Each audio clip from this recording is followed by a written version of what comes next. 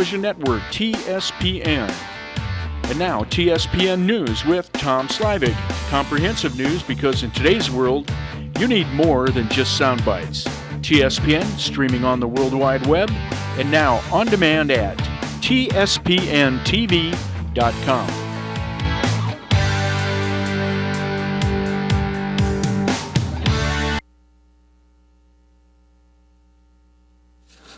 Hi everyone, Tom Slivick here. Am I on? I certainly am. Okay. And once again, I have Jim McHargue with me, and Jim McHargue is the Air District Officer here Air at Pollution County. Control Air Officer. Pollution, I believe you have more hats. Solid waste, recycling, you work with a landfill, and countywide stormwater. Boy, they're all pretty interesting, and they're all look like pretty big responsibilities. They are, but it keeps me busy, and I like it. Okay, and we're talking about an upcountry meeting that they held at yesterday, and I believe Lynn Morgan, the new supervisor, District 3, helped put that on. We had a lot of people there. I think we had about probably 50, 60 people. Or more, yeah. It was overflowing outside. Yeah. Right, and a lot of good questions, and we had a lot of people that were talking. Now, Amador Live, I've done a segment with Jim, so that's on YouTube. You'll be able to catch that, and we're going to jump back off and not repeat everything. Some stuff will probably come back up. Yeah. Okay, Dr. Rita Kerr was there. Yeah. Kerr, yeah. And she's the new health officer. Yes. Wonderful lady. She's been on AM Live before, and she gave a small but very adequate presentation of the health risks, because a lot of people that were there had like gray hair like myself, and and it just so happens that when you get older, you're more susceptible to smoke because your lungs are been used a lot more. Your heart's has a lot of time on it, so to speak, and so those seem to be a lot of concerns with the people with the health issues with smoke. Yes. Definitely, and we call them sensitive receptors, and those are people, like you said, that may be slightly elderly or may have heart issue or asthma or some sort of respiratory condition, and in those cases, they really are impacted by air quality. So it does become a concern. So that's where we try and really strike the balance between, burning.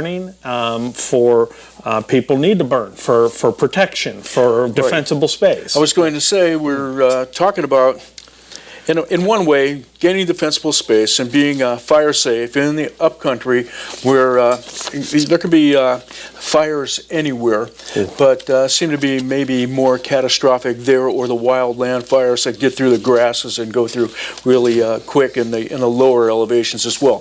So people are quite concerned. So in order to get the defensible space, they come up with a lot of vegetation. What do I do with the vegetation? Burning it is one of the best ways, one of the quickest ways probably to finish your task.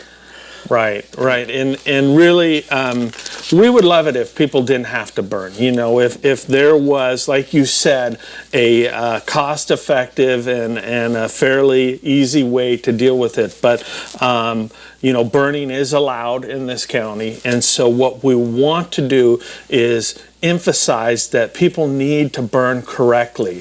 They need to burn safely, and they need to burn correctly so that they don't produce a lot of smoke. Because the worst cases are where you have those smoldering fires outdoors, and people let those just keep smoldering. We could talk about those a little bit.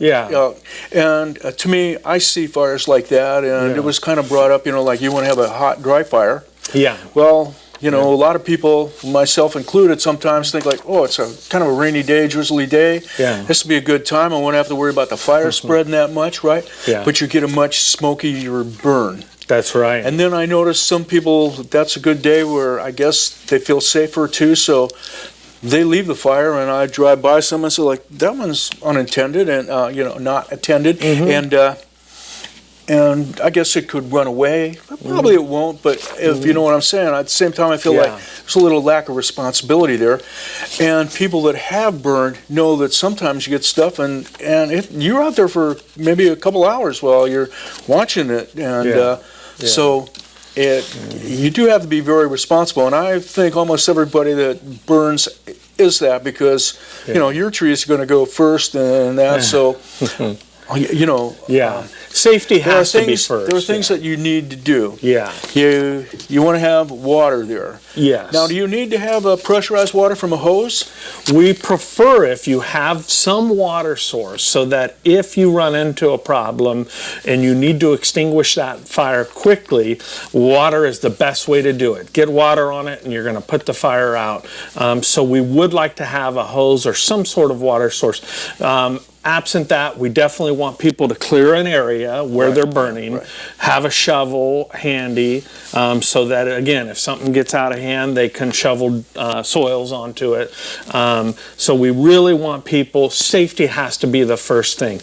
And then secondly, we want them to burn properly. We want them to burn dry materials. So if you've just cut a bunch of green vegetation, let it dry for a while. Get it good and dry so that when you do go to light it, it burns quickly. Because a good hot fire is going to produce a lot less smoke than wet stuff and green stuff. So that's basically what we're talking about. Yeah. You're going to burn it, but you don't want to be causing a nuisance to your neighbors with the smoke. Yeah, and another thing I really want to emphasize, Tom, is you're right about the rain, the storm comes in, everything gets wet.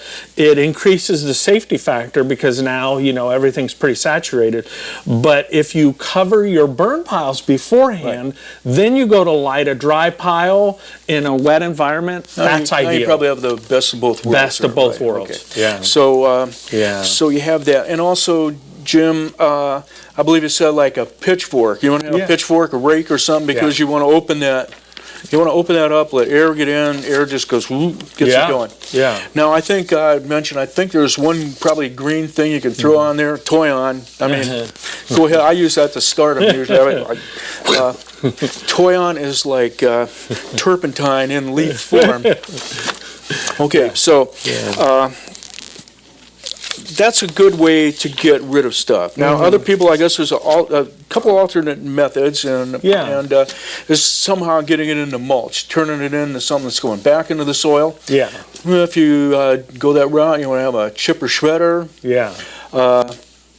To take care of those piles, get them down more, and things like that. And then if it's mulching, you have to turn them, try to get them in the earth, and that seems like a really, really good idea. In fact, one of the persons that was there was saying, that's the way the natural forest works. The leaves fall on the ground, they decay, they go back into the dirt, it helps everything. And he brought that up to Mr. Blankenheim, right? Mr. Blankenship? Yeah, Mr. Blankenheim, right? Blankenheim, yeah. And from CAL FIRE, and I think he has said, you're very right, but what you're missing out on there is maybe about every 100 years or 50 or whatever, there's a fire that goes through there and burns all that duff that's laying there, and but you don't have that going on at your house, so you have to. You don't want to have a foot of duff laying around. I remember the first time I was telling you the story. We moved here. I was starting to take care of the leaves. I went down to Guy's, got a chipper shredder. I'm putting the leaves in the chipper shredder, and I'm noticing I'm still walking around knee deep in leaves, but they're just tiny ones. And I went back and said, Guy took the chipper shredder back from me. I says, Guy, I don't think this is working out for me. I've got to figure out I'm going to have to burn the leaves or do something with them. Yeah. And so that's a thing. Yeah, the decomposition can be tricky because you need the right conditions. You need the right amount of moisture. Not too much moisture, but the right amount of moisture. We've been in a drought. We're in our fourth year of a drought. So you're right. What ends up happening is you basically chip that stuff up into finer and finer material, and it's still a fire hazard if it's really piling up there if a fire were to come through. Right. Okay, and so there's another thing too, almost if you don't chip and shred and wait for them to do light. I remember when we did things a long time ago on composting, they say, well, don't use any oak leaves. Yeah. Because they're so big, I guess they don't clump together. That's why they're easier to blow away. Whereas like pine needles, try to blow those babies away. They just get caught with each other. And so that's a thing. Some people brought up, and it was a good thing, and maybe the county, maybe it can come back sometime if there's any monies for the state or whatever, is and the ideas of, well, why can't we take this green waste and get it collected and go to some point to where you don't have to do it like that. Maybe you fill up your truck, do whatever. What's the possibilities along that line? Well, one thing, Tom, I did want to mention is, we've restarted the Pine Needle Bin program. Okay. So we do have the bins, and that's sponsored by the Amador Air District, where we put them out. There's currently a couple on Silver Drive. There was one at Pioneer Resort. We've got them spread throughout different neighborhoods where people can bring their needles in, really bring any green waste that's generated on their property and dump it for free into these bins. And that's, a lot of people have commented that that's reduced smoke in certain neighborhoods. So we're really happy about that. But there are. Let me bring up something that one of the people had brought up there too. Oh my gosh, we're out of time again already. And that was like, look for those things, but don't abuse them. We heard like, as people come down, I see those things, so I dump my trash in here. Yeah. And then we have to be real careful. So, be virtuous out there. Use the things in the right way. That's a good thing to do. Yeah. You have 30 seconds. You want to tell everybody?